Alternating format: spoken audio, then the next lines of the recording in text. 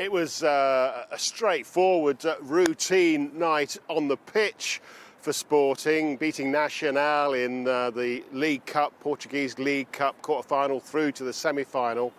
Was it straightforward and routine in terms of his negotiations with Manchester United? Well, of course, the two sides have agreed compensation.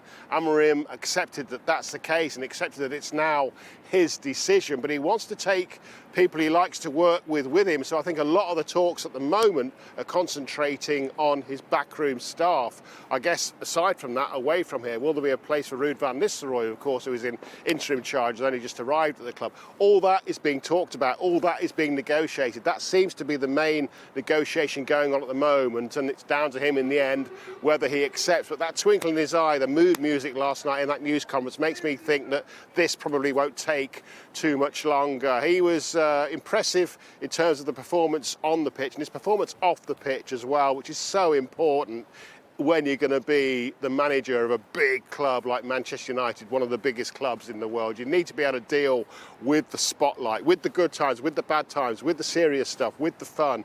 And he did really well in front of the media last night. The interviews after the game and the news conference, most of the questions, of course, in Portuguese. Manchester United was mentioned at least 15 times, and he wanted to answer, but I don't think right now he can. Out of respect for Manchester United, out of respect for Sporting, he said, look, there's nothing concrete at the moment, nothing's definite. When there is, I'll say more. He was asked whether it was going to be, that was last night, his last game at Sporting. He said he didn't know, but of course he accepted it was his decision. And this is the bit that he said in his perfect English to me at the end of the news conference.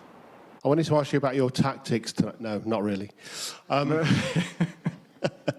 heard the words Manchester United mentioned quite a few times this press conference. Could you sum up where we are with the Manchester United move?